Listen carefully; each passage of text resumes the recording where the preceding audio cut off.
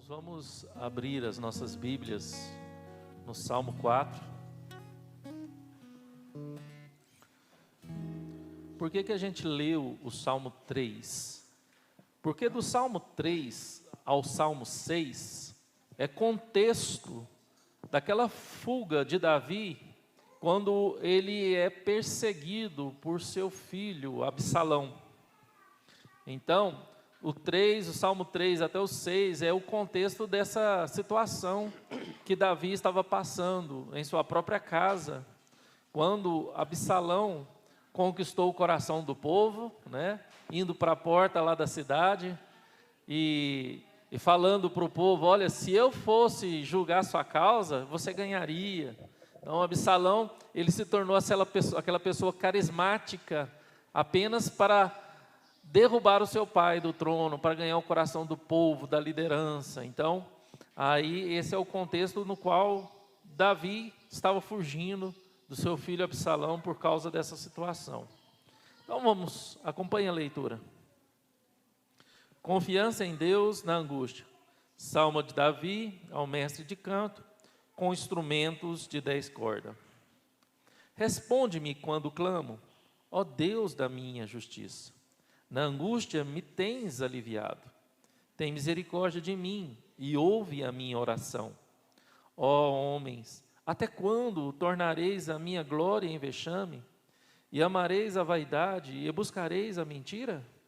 Sabei, porém, que o Senhor distingue para si o piedoso. O Senhor me ouve quando eu clamo por ele. Irai-vos e não pequeis. Consultai no travesseiro o coração e sossegai. Ofereceis sacrifícios de justiça e confiai no Senhor. Há muitos que dizem: quem nos dará a conhecer o bem? Senhor, levanta sobre nós a luz do teu rosto. Mais alegria me puseste no coração do que a alegria deles, quando lhes há fartura de cereal e de vinho. Em paz me deito e logo pego no sono, porque, Senhor, só Tu me fazes repousar seguro.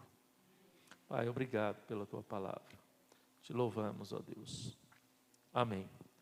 Como eu disse, irmãos, o contexto é um contexto de tribulação. É um contexto de insegurança. É um contexto de incertezas. E na verdade, irmãos, todos nós passamos por problemas que nos tentam roubar a paz, tentam deixar-nos inseguros e com incertezas e dúvidas. Mas quando a gente observa Davi, um homem segundo o coração de Deus, um homem pecador igual a eu e você, né? E a gente percebe que este homem, ele tinha os seus problemas, ele tinha as suas dificuldades, mas era um homem que confiava totalmente em Deus. É um homem que, de fato, vivia uma fé operante em seu coração.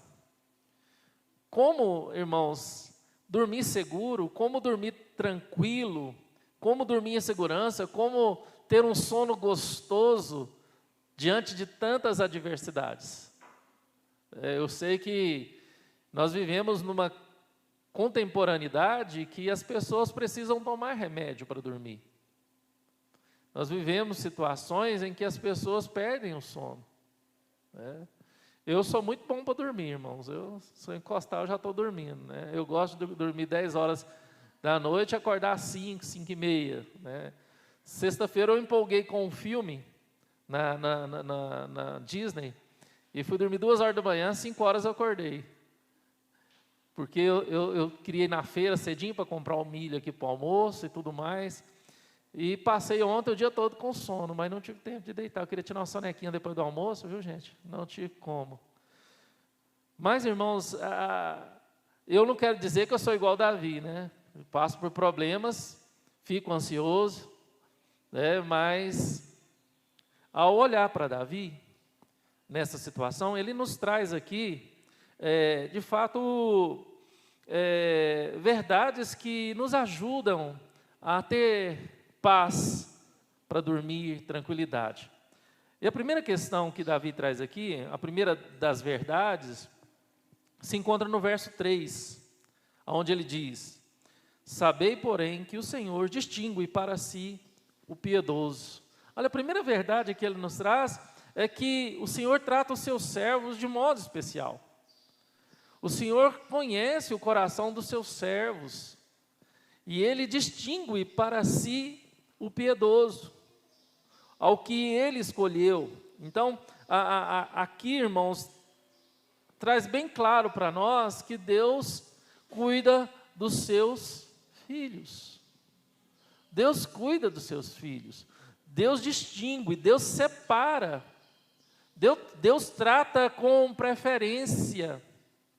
Não com preterência, mas com preferência os seus.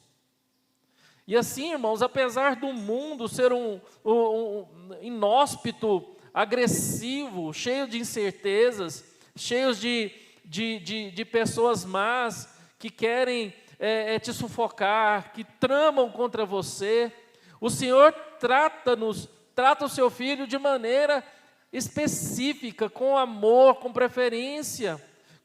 Trata com os seus filhos com todo cuidado. E Davi tinha essa certeza no coração, irmãos. Então, quando você estiver em momentos difíceis, quando situações estiverem roubando a paz do seu coração, quando as incertezas em relação ao futuro tentar roubar a paz, te trazer insegurança, aumentar o seu nível de ansiedade, lembre-se que Deus cuida dos seus filhos. Deus cuida dos seus filhos. E ao invés de deixar a piedade, porque, irmãos, geralmente acontece isso, né? Quando algumas pessoas é assim, quando elas estão passando por dificuldade, algumas buscam na piedade um caminho, né? Vou orar mais, vou jejuar mais, vou ler a Bíblia mais, vou buscar a Deus. Mas outras, elas já não buscam na piedade um caminho, elas buscam na sua própria força, elas buscam no seu próprio jeitinho, ou até alguns se revoltam, né? Mas eu sou tão bom, eu sou tão bonzinho, eu faço tudo certo e Deus está me fazendo isso, né? Eu já ouvi isso várias vezes. Pastor, mas por que Deus está me tratando assim? Eu sou uma pessoa tão boa, né? Então, o que está deixando claro aqui, essa primeira verdade é que devemos sim, irmãos, no momento de aflição, continuar agindo com piedade, buscar mais a Deus, porque Ele trata com os seus filhos, com preferência, tá bom? Davi tinha essa certeza. A segunda verdade está do verso 4 a 6 aqui, olha que interessante. Irai-vos e não pequeis, consultai no travesseiro o coração e sossegai, ofereceis sacrifício de justiça e confiai. Há muitos que dizem que quem nos dará a conhecer o bem? O Senhor levanta sobre nós a luz do teu rosto. Então, irmãos, é bem claro aqui que nesses versículos, Davi diz que o servo de Deus não deve reagir mal quando recebe o mal. Deve refrear seus impulsos devido ao louvor que rende a Deus. Isso é importante. Eu lembro de um sermão muito conhecido de um certo pregador sobre o bom samaritano, onde ele fala da característica daqueles que são de Deus e não são a Deus. E ele trabalha muito bem que aqueles que são de Deus, ele paga o mal que recebe com o bem, ou o bem que recebe com o bem. Mas aquele que tem o coração de salteador, ele sempre vai pagar o bem com o mal, ou o mal com o mal. Mas aqueles que são de Deus, aqueles que são alvos da confiança, do cuidado de Deus, eles vão, de fato, retribuir o mal que recebe com bem. Com bem, irmãos. E aqui a gente percebe claramente que, apesar da perseguição que Davi sofria por parte do seu filho, do complô que ele sofria, a resposta de Deus vem de forma que é uma resposta da oração dele a Deus. Senhor, levanta sobre nós a luz do teu rosto. Levanta sobre nós. Irmãos, então o Senhor, a segunda verdade é o Senhor é o alvo da nossa confiança. Então, irmãos, apesar de tudo estiver difícil, ou que as coisas apareçam difícil, aparentam difícil, ou que as perspectivas futuras ainda estão nubladas, né, o tempo está escuro para o futuro, as previsões não são boas, mas o nosso alvo da nossa confiança deve estar sempre em Deus. Para quem acompanhou essa última novela da Record, né, de Gênesis, a gente percebeu na vida de José, em especial a vida de José, não tão de Jacó, mas a de José, a total confiança de José em Deus. Quando ele estava sofrendo por parte dos seus irmãos, tamanha injustiça, ele sempre confiava em Deus. Quando ele estava sofrendo por parte dos mercadores de escravos, o dano, né, da consequência dos seus irmãos, ele confiava em Deus. Quando na casa de Potifar sofreu aquela injustiça, ele confiava em Deus.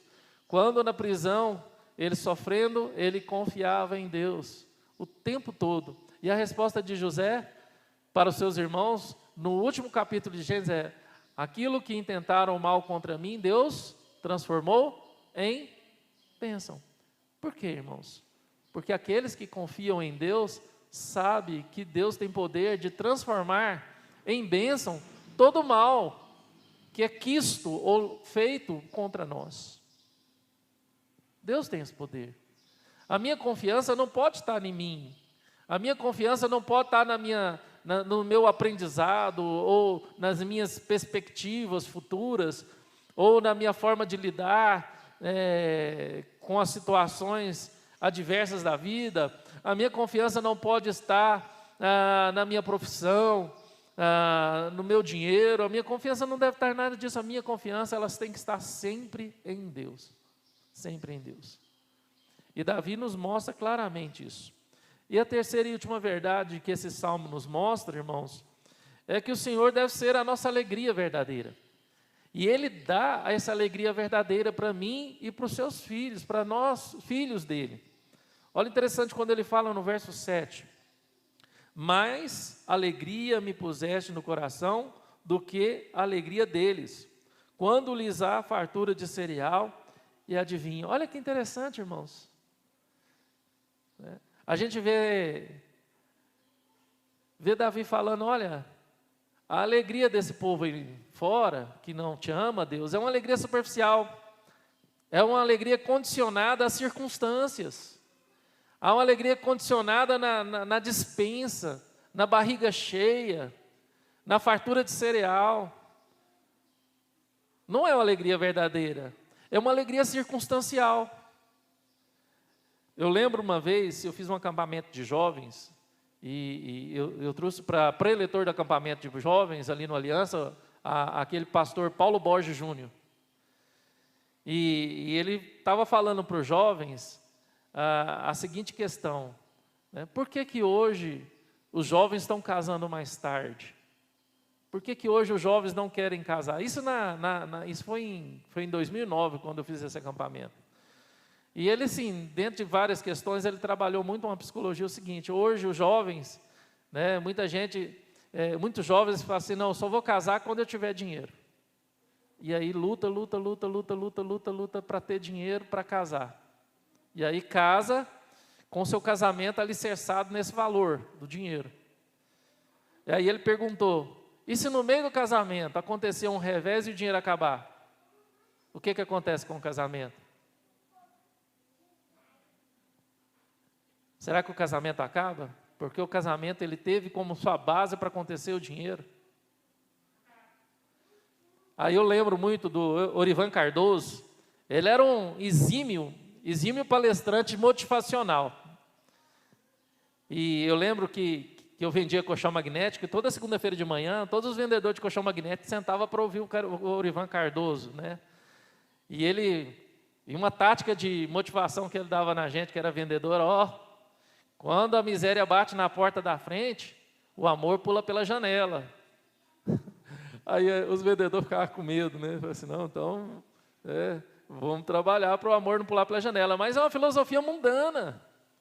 Reflete claramente isso que Davi estava querendo dizer. Porque a alegria condicionada, tudo que é condicionado às coisas circunstanciais da vida, vai ser abalado, irmãos. Porque nessa vida a gente não tem certeza de nada. A única certeza que nós temos é de um Deus que nos ama, e de um Deus que cuida, e isso deve ser suficiente para a gente ter alegria no coração. Apesar de incertezas, apesar de inseguranças, apesar do céu estar nublado, apesar de previsões futuras não ser das melhores, eu confio em Deus. Eu sei que Ele cuidará de mim. Eu sei que Ele cuidará. Ele tem preparado todas as coisas. E é isso que esse salmo nos ensina. Primeiro, que somos servos e filhos de modo especial de Deus, e Ele cuida dos seus filhos. Segundo, é que somos alvos de Deus, porque a nossa confiança está em Deus. E segundo, a nossa alegria não está baseada em coisas ou em algo circunstanciais, mas a nossa alegria está em Deus. Ele é a nossa fonte de alegria. Amém, irmãos? Por isso a gente pode deitar e dormir em paz e pegar no sono, porque em Deus está a nossa segurança, confiança e alegria. Amém? Glória a Deus.